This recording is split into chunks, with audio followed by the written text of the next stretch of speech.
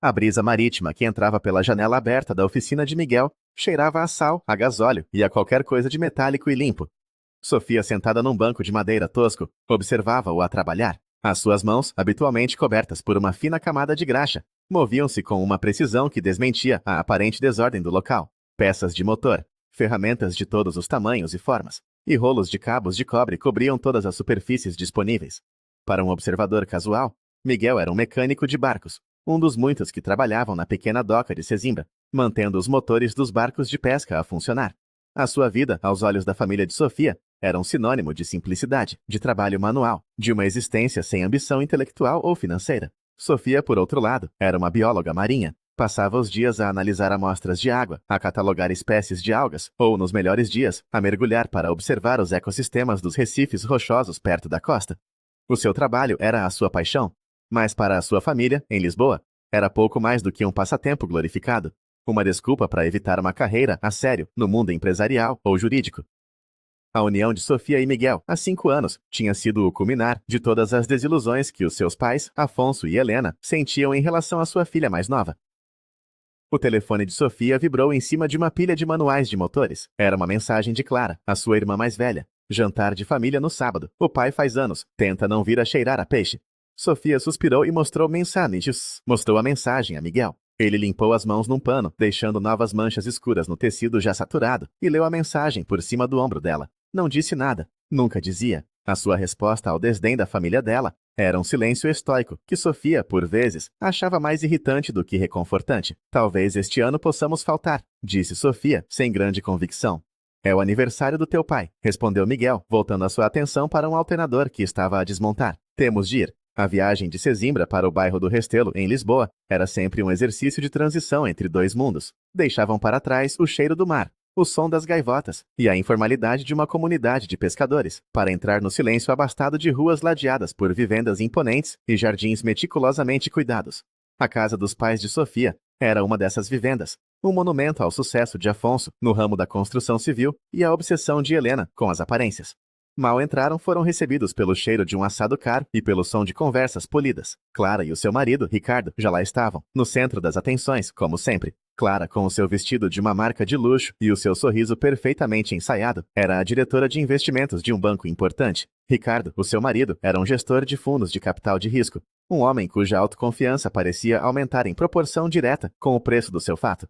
Sofia, Miguel, finalmente, disse Helena, dando 2 beijos rápidos no ar, perto das bochechas de Sofia. Estávamos a falar da nova aquisição do Ricardo, uma empresa de tecnologia na Alemanha. Parece muito promissor. Parabéns, disse Sofia, enquanto Miguel acenava com a cabeça, as suas mãos enfiadas nos bolsos das calças, um gesto que ele adotava sempre que se sentia deslocado. Afonso aproximou-se, um copo de vinho tinto na mão. Então, Miguel, muitos barcos avariados esta semana. O negócio deve ser bom quando o material dos outros falha. O comentário foi feito com um sorriso, mas a condescendência era palpável. O trabalho é constante, respondeu Miguel, a sua voz neutra. Durante o jantar, a conversa girou em torno de mercados de ações, paraísos fiscais, e as férias de esqui que Clara e Ricardo estavam a planear para os Alpes. Sofia tentou falar sobre um projeto de monitorização de golfinhos, em que estava envolvida, mas foi rapidamente interrompida por Clara. Golfinhos, que querido, disse ela com um aceno de desinteresse. Ricardo, conta ao pai sobre os retornos do fundo este trimestre. Ele vai gostar de ouvir. Ricardo, com prazer, lançou-se numa explicação detalhada sobre estratégias de investimento agressivas, usando um jargão que deixava Sofia e Miguel completamente de fora. Sofia olhou para Miguel. Ele comia em silêncio, o seu rosto uma máscara de paciência. Ela perguntava-se o que ele estaria a pensar. Estaria a sentir-se humilhado ou simplesmente aborrecido?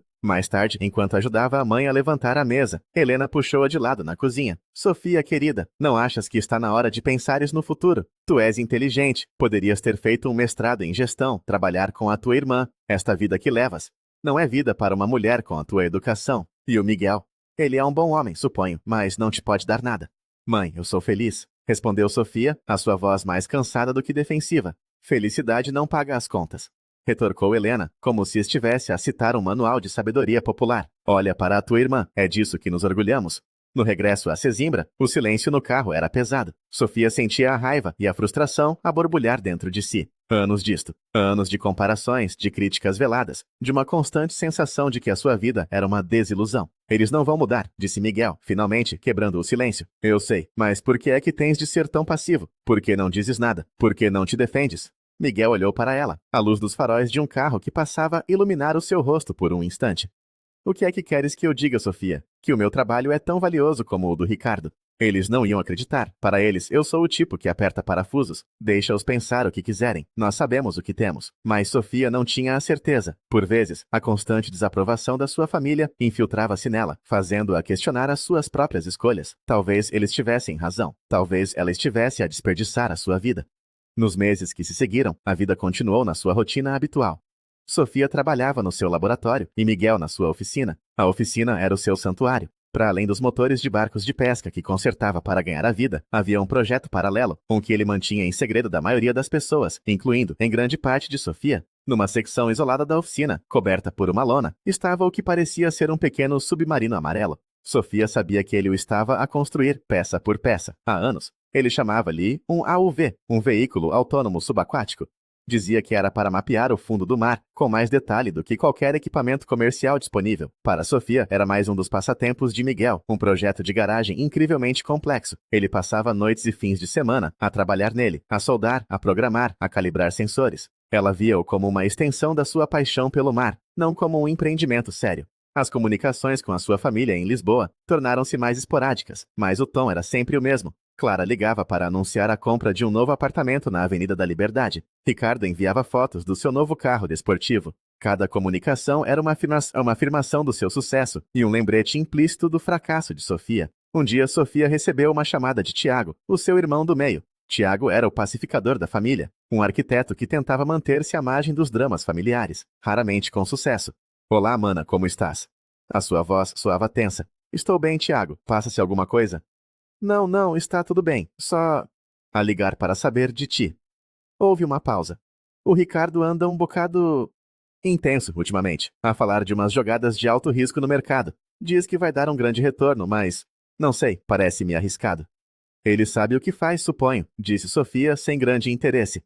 Sim, suponho que sim. Enfim, era só isso. Dá um beijo ao Miguel. Sofia não pensou muito na chamada, mas nas semanas seguintes notou outras pequenas anomalias. A sua mãe ligou para cancelar o habitual fim de semana de família na casa do Algarve, dando uma desculpa pouco convincente sobre obras. Depois, o aniversário de Helena foi celebrado com um jantar discreto em casa, em vez da festa extravagante do costume num hotel de 5 estrelas. Quando Sofia perguntou a Clara o que se passava, a irmã foi evasiva. Andamos todos muito ocupados. O mercado está volátil. O Ricardo está a trabalhar 18 horas por dia. Sofia partilhou as suas observações com Miguel uma noite, enquanto jantavam na pequena cozinha da sua casa. Achas que se passa alguma coisa? Miguel deu de ombros mastigando o seu pão. Gente rica, problemas de gente rica. Mas Sofia viu um brilho no seu olhar, algo que ela não conseguiu decifrar. Era conhecimento, antecipação. O ponto de viragem chegou numa terça-feira chuvosa de novembro. O telefone de Sofia tocou. Era o seu pai. A voz de Afonso, normalmente autoritária e cheia de si, era frágil. Sofia, preciso que tu e o Miguel venham a Lisboa este fim de semana. É um assunto de família, urgente. Urgente, pai, o que se passa? Estás bem? Falamos quando cá estiverem. Sábado, às 3 da tarde. Não se atrasem. E desligou. Sofia olhou para o telefone, um sentimento de pavor a instalar-se no seu estômago. Mostrou a chamada a Miguel. Ele limpou as mãos, olhou para o número e depois para ela. Chegou a hora, disse ele calmamente. A hora de quê? De ouvir o que eles têm para dizer. A sala de estar da casa dos seus pais parecia um tribunal. Afonso e Helena estavam sentados no sofá principal, os seus rostos pálidos e tensos. Clara e Ricardo estavam em poltronas separadas, a uma distância calculada um do outro. Ricardo não parava de mexer no seu relógio de pulso. Clara olhava fixamente para um ponto vazio na parede. Tiago estava de pé, junto à janela, a sua postura a gritar desconforto. 2 cadeiras tinham sido colocadas no centro da sala, de frente para o sofá, para eles. Os réus. Sofia e Miguel sentaram-se. O silêncio era denso, carregado de uma tensão que podia ser cortada à faca. Foi Afonso quem falou primeiro. A sua voz era um murmúrio rouco, despojado da sua arrogância habitual. Chamamo-vos aqui porque a família está a enfrentar uma crise grave. Sofia esperou. O fundo de investimento do Ricardo sofreu perdas catastróficas. Continuou Afonso. Uma série de investimentos de alto risco não resultaram. Ricardo finalmente olhou para eles, os seus olhos injetados de sangue. Foi uma anomalia do mercado. Imprevisível. Imprevisível ou não, disse Afonso com uma dureza que regressava à sua voz. O resultado é que perdemos tudo. O fundo não era só de clientes externos. A maior parte do nosso patrimônio estava lá. As minhas poupanças para a reforma, o dinheiro da tua mãe, a casa do Algarve, o apartamento da Clara. Clara soluçou. Um som seco e contido. Sofia olhou para eles, um por um. O império que eles tanto prezavam, a fonte do seu orgulho e da sua condescendência, tinha ruído. Um sentimento estranho apoderou-se dela. Não era alegria, não era schadenfreude. Era uma espécie de validação oca. Lamento ouvir isso, disse ela, a sua voz neutra. Mas não percebo o que é que nós podemos fazer. Foi Helena quem respondeu, inclinando-se para a frente, as suas mãos torcidas no colo. Sofia, tu e o Miguel têm a casa em Sesimbra, e a oficina. Aquele terreno vale algum dinheiro. Um promotor imobiliário pagaria bem por aquela localização, com vista para o mar. Sofia olhou para ela, incrédula. Estás a sugerir que vendamos a nossa casa? Não é uma sugestão, disse Ricardo, a sua voz a ganhar uma ponta de agressividade. É a única solução. Precisamos de liquidez. E rapidamente. Os credores estão a chamar. Vocês são a única parte da família com ativos que não estão congelados. O nosso ativo é a nossa casa, é a nossa vida, disse Sofia, a sua voz a subir. Que vida? Escarneceu Clara, finalmente falando, o seu rosto manchado de lágrimas e raiva. Uma vida a brincar com peixes e a consertar motores velhos. Nós estamos a falar da sobrevivência da família, do futuro dos meus filhos. Tu não tens filhos, não percebes o que está em jogo. A sala ficou em silêncio após a crueldade daquela afirmação. A ideia de que a sua vida sem filhos era, de alguma forma, menos válida, menos importante. Miguel, que tinha estado em silêncio durante todo este tempo, levantou-se lentamente. Todos os olhos se viraram para ele. Quanto é que vocês precisam? Perguntou ele, a sua voz calma e ponderada. Um vislumbre de esperança apareceu nos olhos de Afonso. Precisamos de tudo o que conseguirem. A avaliação preliminar do vosso terreno é de cerca de €500 mil, talvez mais. Miguel acenou com a cabeça, como se estivesse a considerar a proposta. Entendo. Ele caminhou até a mesa de centro, onde Ricardo tinha deixado a sua pasta de pele. Pegou num dos cartões de visita de Ricardo que estava em cima da pasta. Peninsula Capital Risk. Investir no futuro da tecnologia. Leu ele em voz alta. Depois olhou para Ricardo. Diz-me uma coisa, Ricardo. Nos teus investimentos de alto risco, chegaste a investir contra alguma pequena empresa de tecnologia marítima? Startups que desenvolvem veículos de exploração submarina, por exemplo? Ricardo franziu o sobrolho, apanhado de surpresa pela pergunta. Faço dezenas de operações desse tipo. Short selling. É uma estratégia comum. A maioria dessas startups falha. É dinheiro fácil. Sim, a maioria falha, concordou Miguel. Mas e se uma delas não falhar? E se uma delas tiver secretamente desenvolvido e patenteado uma tecnologia de sonar de varrimento lateral que é 5 vezes mais eficiente e 10 vezes mais barata do que qualquer coisa no mercado? Afonso olhou para Miguel com impaciência. O que é que isso tem a ver com o assunto? Não temos tempo para charadas. Tem tudo a ver, disse Miguel, virando-se para encarar toda a família. Porque enquanto vocês estavam ocupados a olhar para mim com pena, a pensar que eu era apenas um mecânico de barcos, eu estava a construir uma empresa. Uma empresa que vocês, na vossa arrogância, nunca se deram ao trabalho de investigar. Ele tirou o seu próprio telemóvel do bolso, abriu uma aplicação e mostrou o ecrã a Sofia primeiro. Era um portal de investidores. No topo, o nome Nautatech, S.A. E por baixo, o número que fez Sofia prender a respiração. Era uma avaliação da empresa. Um número com muitos zeros. Nautatech. Disse Miguel, agora dirigindo-se a todos na sala. É a minha empresa. Desenvolvemos e fabricamos AUVs para mapeamento do fundo do mar, inspeção de cabos submarinos e investigação científica. O protótipo que tenho na minha oficina não é um passatempo. É o modelo de terceira geração, prestes a entrar em produção em massa. Ele fez uma pausa, deixando a informação assentar. E, Ricardo, continuou ele, o seu olhar fixo no cunhado, uma das startups contra a qual apostaste forte nas últimas semanas, através de uma empresa de fachada nas Ilhas Caimão, era, na verdade, a minha. Nós sabíamos que ias fazer isso. A tua reputação de ser ganancioso e preguiçoso na tua pesquisa precede-te. Nós alimentamos-te com informações falsas sobre dificuldades técnicas. E tu mordeste o isco. Cada euro que tu e os teus clientes perderam ao apostar contra nós veio diretamente para os cofres da Nautatech. O silêncio na sala era agora absoluto, ensurdecedor. Clara olhava de Miguel para o seu marido, a sua boca aberta num ó de choque. Afonso parecia ter envelhecido 10 anos num minuto.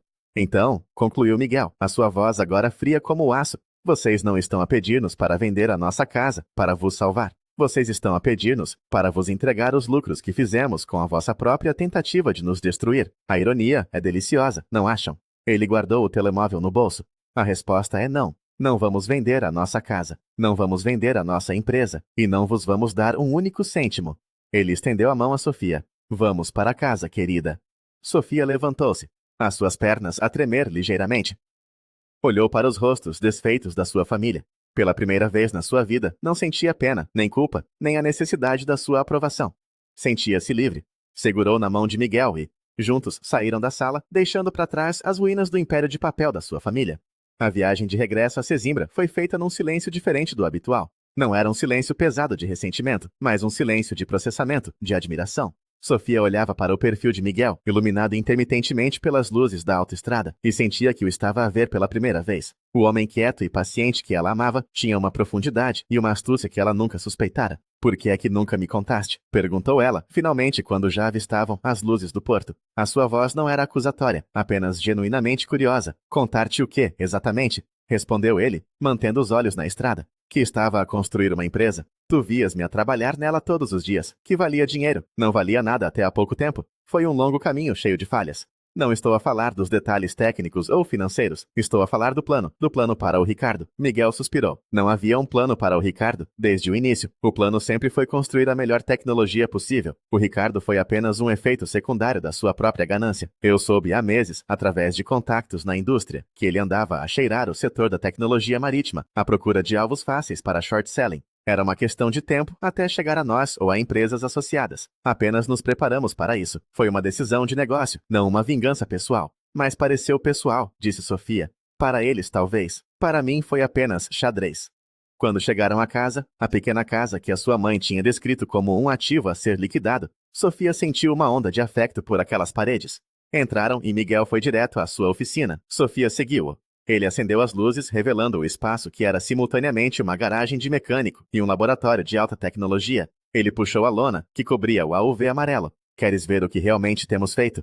Nas 2 horas seguintes, Miguel mostrou-lhe tudo, não como um marido a mostrar um hobby à sua esposa, mas como um CEO a apresentar a sua empresa a um parceiro. Mostrou-lhe os diagramas de engenharia, as patentes registradas em vários países, os contratos assinados com institutos oceanográficos na Noruega e no Canadá. Mostrou-lhe os dados de teste dos sonares, imagens tridimensionais do fundo do mar, com uma resolução que Sofia nunca tinha visto. "Isto", disse ela, apontando para uma imagem detalhada de um recife de coral profundo. "Isto podia revolucionar a forma como estudamos estes ecossistemas. A quantidade de dados que podemos recolher." "Exatamente", disse Miguel. "É por isso que o teu trabalho é importante. Eu construo as ferramentas. Tu e outros cientistas fazem as descobertas. Uma coisa não existe sem a outra." Sofia sentou-se no mesmo banco de madeira tosco de sempre, mas a oficina inteira parecia diferente. O caos organizado de ferramentas e peças já não lhe parecia desordem, mas sim o ecossistema de um cérebro criativo em pleno funcionamento. "Eles nunca viram isto", sussurrou Sofia. "Eles olhavam para ti e viam graxa nas tuas mãos." "Eles viam o que queriam ver", disse Miguel, sentando-se ao lado dela. "E, para ser honesto, isso foi útil. Ninguém presta atenção a um simples mecânico. Deu-me o tempo e o espaço para construir isto sem interferências." O telefone de Sofia tocou. O nome Tiago apareceu no ecrã. Ela hesitou. "Atende", disse Miguel. "Ele é diferente." Sofia atendeu, colocando em alto-falante. "Estou, Tiago." "Sofia, eu não sei o que dizer." A voz do seu irmão estava embargada. "Acabei de sair de casa dos pais. Foi a cena mais feia que alguma vez vi. O pai e o Ricardo estão a culpar-se um ao outro. A mãe e a Clara estão em histeria, e tudo o que eles falam é sobre como vocês os traíram." "Nós não os traímos, Tiago. Nós apenas nos recusamos a ser o seu barco salva-vidas." Eu sei. Sofia, eu quero que saibas que eu não concordo com o que eles pediram. Foi monstruoso, e eu devia ter dito alguma coisa. Devia ter vos defendido todas as vezes que eles vos diminuíram ao longo dos anos. Fui um cobarde." "Estás a dizer agora", disse Sofia, a sua voz a suavizar-se. "Porque agora vejo a verdade, e estou orgulhoso de vocês. Do que quer que seja que o Miguel construiu, ele fê-lo com o seu próprio esforço, enquanto eles viviam de especulação. E tu, mana? Tu escolheste a tua paixão em vez do dinheiro, e no fim parece que encontraste ambos. Eu só queria dizer isso e pedir desculpa." Lágrimas brotaram nos olhos de Sofia. "Obrigada, Tiago." "Eles não vão desistir facilmente", avisou ele. O pai estava a falar com um advogado, a dizer que vai processar por angústia emocional ou outra estupidez qualquer. Miguel, que tinha estado a ouvir em silêncio, soltou uma pequena risada. "Deixa-o tentar. Temos uma equipa de advogados em Lisboa que adoraria esse caso. Seria um desastre de relações públicas para ele." Depois de desligarem, Sofia sentiu que um peso final tinha sido levantado dos seus ombros. A validação não tinha vindo da queda da sua família, mas da compreensão e do respeito do seu irmão. A semana seguinte foi surreal. As notícias do colapso do fundo de Ricardo começaram a circular nos jornais financeiros. O nome Peninsula Capital Risk estava associado a perdas massivas e a uma investigação pela CMVM. O nome da Nautatech também foi mencionado, mas como uma das empresas de tecnologia emergentes que tinha superado as expectativas do mercado, atraindo a atenção de investidores maiores. Um dia, enquanto Sofia estava a analisar dados no seu computador, recebeu um e-mail de um endereço que não reconheceu. Era do Dr. Arlindo Aguiar, o diretor de um dos maiores centros de investigação marinha de Portugal. Cara doutora Sofia Martins. Escrevo-lhe por sugestão do Eng, Miguel Costa, da Nautatech. Tivemos recentemente a oportunidade de analisar os dados recolhidos pelo AUV de teste da sua empresa e ficamos extraordinariamente impressionados. A qualidade e a resolução são sem precedentes. Gostaríamos de propor uma parceria formal entre o nosso instituto e a Nautatech, com um foco particular nos seus próprios projetos de investigação.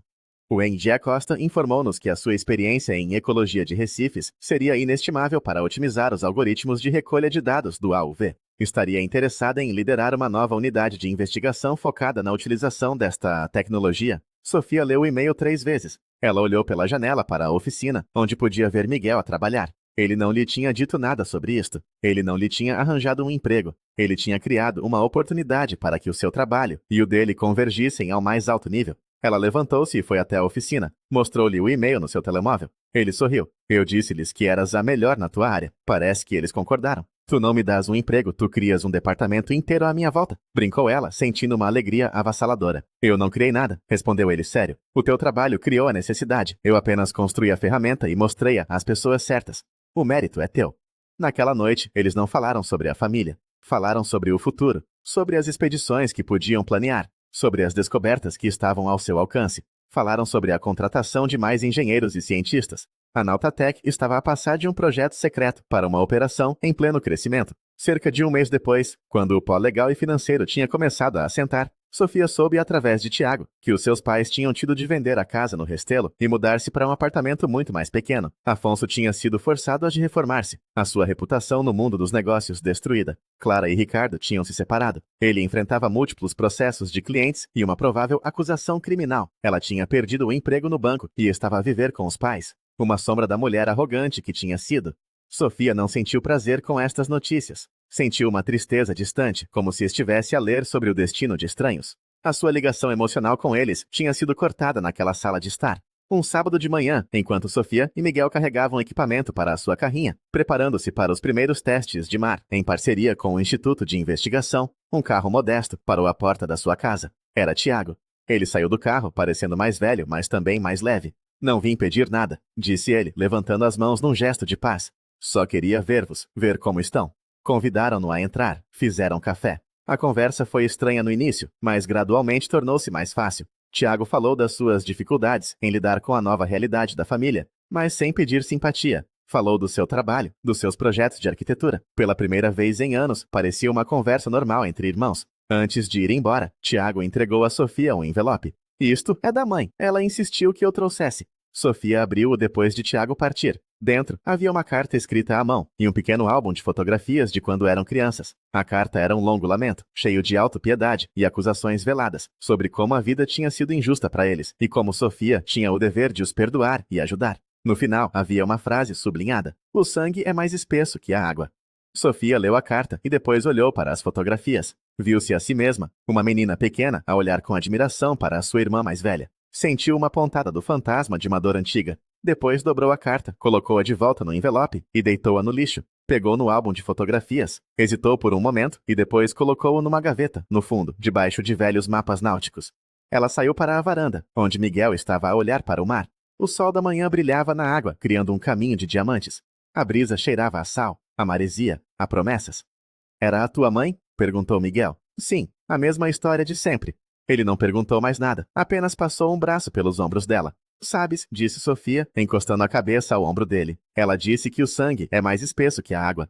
Ela fez uma pausa, olhando para a imensidão azul à sua frente. Acho que nunca passou muito tempo na água salgada. A água salgada cura, a água salgada sustenta. A água salgada é onde a nossa vida está. Miguel apertou-a com mais força. Juntos observaram um barco de pesca a regressar ao porto, as suas redes cheias, seguido por um rasto de gaivotas barulhentas e esperançosas. O mundo deles era ali, naquele equilíbrio entre a terra e o mar, entre o trabalho árduo e a descoberta, o mundo que eles tinham construído sozinhos, longe das sombras do julgamento e das expectativas dos outros, e era mais sólido e real do que qualquer império financeiro jamais poderia ser. A sua vida não era uma negação da vida da sua família. Era simplesmente uma outra linguagem, uma que eles nunca se tinham esforçado por aprender. E Sofia, finalmente, estava em paz com isso. Ela não precisava que eles a entendessem, só precisava de se entender a si mesma. E olhando para o horizonte, sentiu que pela primeira vez o seu próprio mapa estava claro.